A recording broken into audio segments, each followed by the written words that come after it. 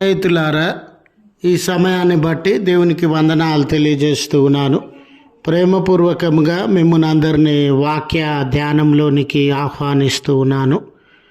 దగ్గర నుండి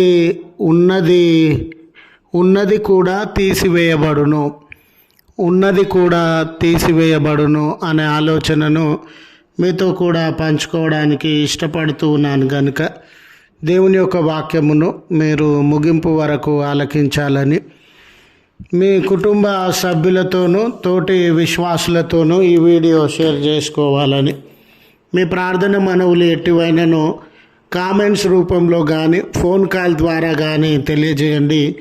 నమ్మకంగా మీ కొరకు ప్రార్థిస్తాము. ఈ వీడియో మీ ఆధ్యాత్మిక జీవితంలో ఉపయోగకరంగా ఉంది అని మీకు అనిపిస్తే దయచేసి ఈ ఛానల్ను సబ్స్క్రైబ్ చేసుకునవలసినదిగా మనవి చేస్తూ ఉన్నాను. లేఖనము మార్కు సువార్త 4వ అధ్యాయము 25వ వచనము. కలిగిన వారికి దేవుడు ఇంకా ఎక్కువగా ఇస్తాడు, లేని వారి దగ్గర నుండి ఉన్నది కూడా తీసివేస్తాడు. స్నేహితులారా, ఈ మాట వినగానే కొంచెము నిరాశకు, చింతకు, గందరగోళ పరిస్థితులకి మనము లోనయ్యేటటువంటి వారంగా ఉంటాం. ఎందుకనంటే ఉన్నవారి దగ్గర నుండి తీసి వేయడము, ఉన్నవారి దగ్గర నుండి ఎవరైనా తీసుకుంటారండి. వాళ్ళ దగ్గర ఉంది కాబట్టి, ఎక్కువ మొత్తంలో ఉంది కాబట్టి కొంచెం తీసుకుంటే తప్పేముంది అనే ఆలోచన కలిగి మనము ఉన్నవారి దగ్గర నుండి తీసుకునేటటువంటి వారంగా ఉంటాం. అయితే మార్కు సువార్త ఈ 4వ అధ్యాయం 25వ వచనంలో లేని వారి దగ్గర నుండి ఉన్నది కూడా తీసుకొనబడును, లేని వారి దగ్గర నుండి ఉన్నది తీసుకోవడం అని అంటే, అరే ఇది కొంచెము అన్యాయం కదా, ఇది కొంచెము పద్ధతి కాదు కదా, దేవుని లేఖనంలో ఇలా ఎందుకు రాయబడింది, లేని వారి దగ్గర ఏదైతే ఉందో అది తీసుకోవడం ఏంటండి అనే అనుమానం మనకు కలగవచ్చు. స్నేహితులారా, పరిశుద్ధాత్మ దేవుని సహాయంతో దీన్ని వివరణ మీ ముందు ఉంచాలని ఆశపడుతూ ఉన్నాను. మీ ప్రార్థన మనవులు తెలియజేయండి. ఈ వీడియో మీ ఆధ్యాత్మిక జీవితంలో ఉపయోగకరంగా ఉంది అని మీకు అనిపిస్తే ఈ ఛానల్ను సబ్స్క్రైబ్ చేసుకునండి. దీని యొక్క భావాన్ని మనము గమనించినప్పుడు మనలో దేవుడు మనలను అందరినీ, మిమ్మల్ని, నన్ను, మన ఎదురుగా ఇరుప్రక్కల ఉన్నటువంటి వారందరినీ ప్రేమించి ఏదో ఒక తలాంతు, ఏదో ఒక గొప్పతనాన్ని మనకు అనుగ్రహిస్తున్నటువంటి దేవుడుగా ఉండినాడు. ఈరోజు నా దగ్గర ఏ దీవెన లేదండి, ఏ ప్రత్యేకత లేదండి, నేను ఏ ఆశీర్వాదానికి, దేవుడిచ్చే బహుమానాలకి నోచుకోలేదండి అనడానికి వీలు లేదండి. మనము ఏదో ఒక దీవెన, ఆశీర్వాదము దేవుని వలన అనుభవించినటువంటి వారంగా ఉన్నాం.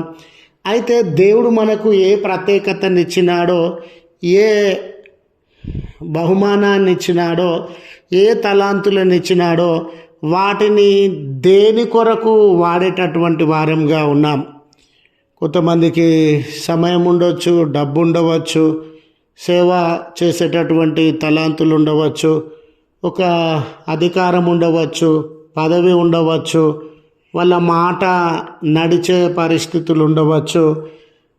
అయితే వాళ్ళు కలిగి ఉన్న ఆ ప్రత్యేకతలను దేని కొరకు వాడుతూ ఉన్నారు అని మనం ఆలోచిస్తే, కొంతమంది వారి యొక్క ప్రత్యేకతలను, తలాంతులను స్వార్థానికి వాడేటటువంటి వారుగా ఉన్నారు. మరికొంతమంది ధనమును సంపాదించుకోవడానికి, పదవులను, పేరు ప్రఖ్యాతులను సంపాదించుకోవడానికి వాడేటటువంటి వారుగా ఉన్నారు. ఇంకా కొంతమంది అయితే వారి ప్రత్యేకతలను, తలాంతులను, వారికి ఉన్న అధికారాన్ని ఇతరులను బాధ పెట్టడానికి, వాళ్ళను భయపెట్టడానికి, ఇతరులను అనేకములైనటువంటి కష్టములకు నష్టములకు గురి చేయడానికి వినియోగించుకునేటటువంటి వారుగా ఉంటారు.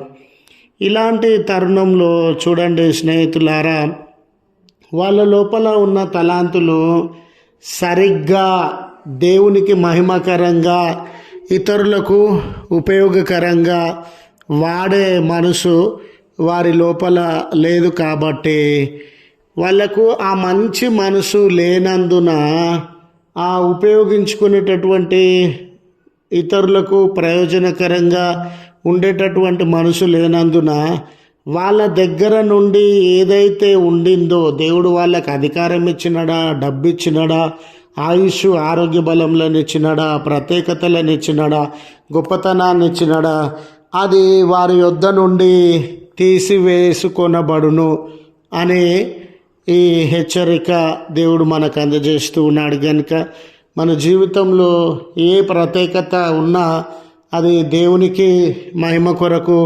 ఇతరులకు ప్రయోజనకరంగా వాడే వారంగా ఉండాలని మనవి చేస్తూ ఈ మాటలను ముగిస్తూ ఉన్నాను.